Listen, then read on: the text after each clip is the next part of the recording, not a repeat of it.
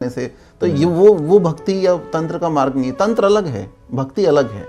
तंत्र जो मार्ग है, जब आप तंत्र में जाएंगे तो सबसे पहले इसकी उत्पत्ति कहाँ से हुई बिल्कुल है। तो उत्पत्ति के लिए आपको सबसे पहले ये जानना पड़ेगा कि ब्रह्मा विष्णु महेश से पहले भी कोई शक्ति है। उसको आप आद्य शक्ति बोल दो, या उसको आप प्रकृति की जीवदायिनी शक्ति बोल दीजिए, या कुंडलिनी शक्ति बोल दीजिए, जो आप बोलना चाहें वो।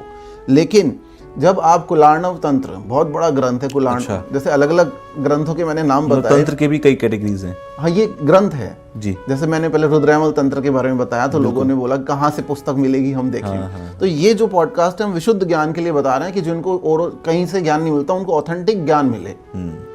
तो कहने का तात्पर्य, तंत्र जब कुलार्णव तंत्र पढ़ेंगे तो आपको पता लगेगा, उसी को कुलावरण तंत्र बोल देते हैं। ग्रंथ है एक बहुत बड़ा, जैसे मच्छिंद्रनाथ संहिता है उसी तरह से ये है। उसमें भगवान शंकर माँ भगवती से पूछते हैं त्रिदेवों के साथ कि हे भगवती आप कौन हैं, जिसे हम भी नहीं जान पा रहे हैं, हम भी नहीं पहचान पा रहे हैं कि हिरण्य गर्भ से पैदा हुई आप कौन हैं। तब वो बताती हैं कि मैं परब्रह्म परमेश्वर हूँ, मतलब अहम ब्रह्मास्मि। ये जो वर्ड आया है ये त्रिदेवों से नहीं आया, ये वर्ड आया है वहां से कि मैं परब्रह्म परमेश्वर हूँ, मैं वो शक्ति हूँ जो आपकी शक्ति के भी परे हैं। तब भगवान शंकर ने उन्हें नाम दिया शक्ति, हमारी शक्ति से परे, आद्य पराशक्ति, परा जी, कि हम जो सोचें उससे भी अलग।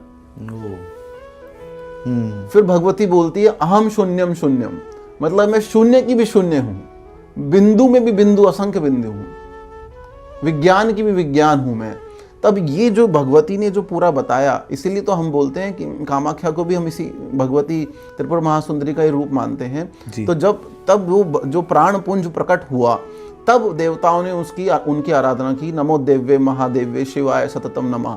उसी को आप मानते हैं कि जो पहला श्लोक है दुर्गा सप्तशती का वो यही है।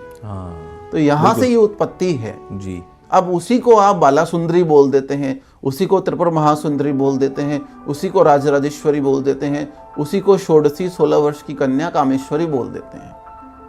तो इस जगत की, पूरे ब्रह्मांड, इस ललित जगत की सर्वेश्वरी, सर्वोच्च शक्ति, प्राणदायिनी शक्ति, जो ब्रह्मा विष्णु महेश से भी परे है, हर कल्प में वो ब्रह्मा विष्णु महेश को उत्पन्न कर देती हैं, और महाप्रलय के समय भी वो वहां पर उपस्थित रहती हैं। अच्छा। जब काल भी नहीं रहेगा वहां पे, चाहे वो धुआंवती रूप में रहे, किसी भी रूप में रहे, तो सृजन की देवी भी वही है, विध्वंस की देवी भी वही है। और उसी को हम बोलते हैं भगवान। जब आप तांत्रिक ग्रंथों को पढ़ेंगे तो उसमें लिखा हुआ है भगलिंग समाख्यान देवी, भगलिंग निवेदिता, भगलिंग पूजा, भगलिंग निवेदिता। तो भग और लिंग, इसका मतलब ये है, देखिए लिंग पूजा का मतलब क्या होता है, इसका लिंग पूजा का मतलब कोई शारीरिक अंगों से नहीं है जी। हमारे शरीर में 3 लिंगों का, स्वयंभू लिंगों के बारे में बताया गया है।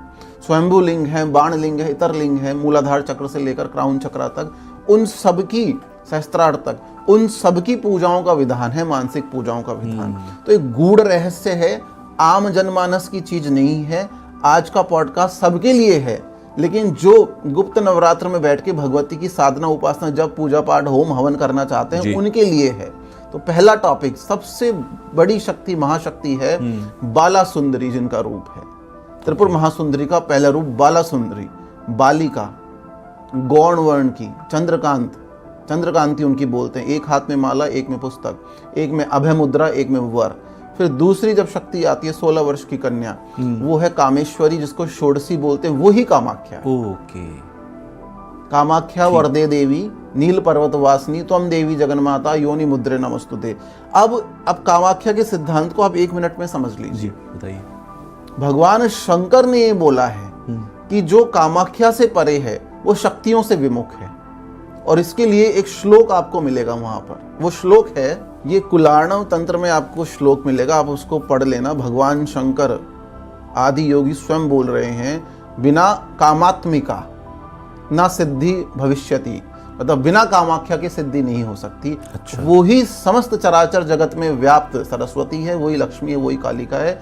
उसको आप हर एक सिद्धि में वही है, हर एक तंत्र साधना में वही है। अगर आप भगवती के किसी भी रूप की साधना उपासना करते हैं, अगर आप तंत्र क्षेत्र में हैं, अगर आप एक धूप बत्ती भी जला रहे हैं तो भी आप तंत्र क्षेत्र में हैं, अगर आप नैवेद्य चढ़ा रहे हैं भगवती को तो भी तंत्र क्षेत्र में हैं।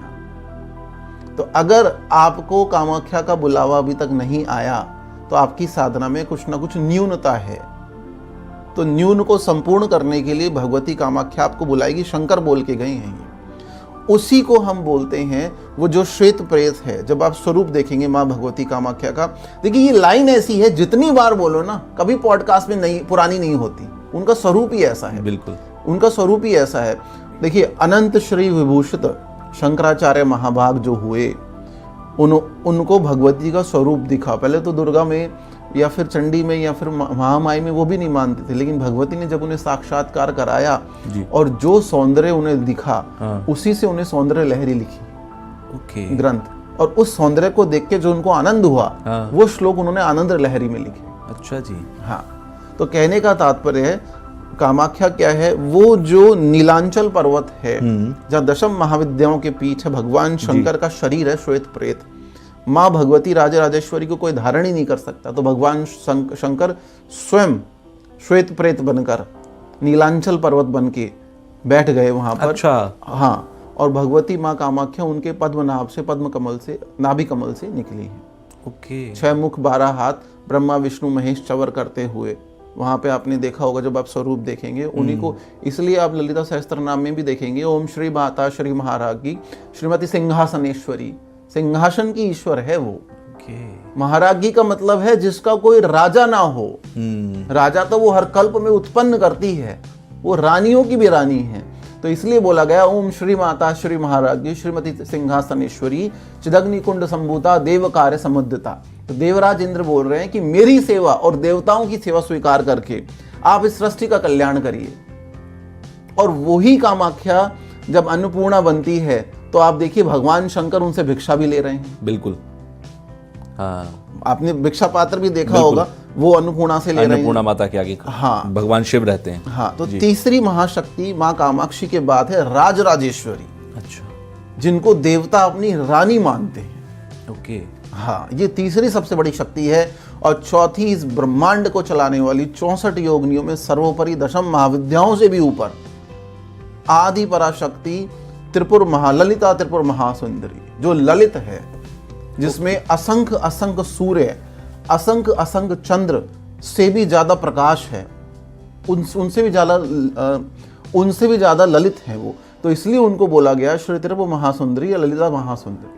तो ये 4 रूपों को जो समझ ले वो श्री यंत्र की साधना जान जाता है। और मैं दोबारा आपको बता दूं, अगर श्री अर्चन, श्री यंत्र, अगर आप श्री सूक्त का अध्ययन करते हैं, अगर आप श्री सूक्त से अर्चन करना जानते हैं, अगर भगवतियों की खड़ग माला मंत्रों का आपको ज्ञान है, गुरु का आशीर्वाद आपके ऊपर है, श्री यंत्र के उपासक को मोक्ष की प्राप्ति, स्वर्ग की प्राप्ति करने की कोई आवश्यकता नहीं है, वो मोक्ष में ही बैठा हुआ है। अच्छा।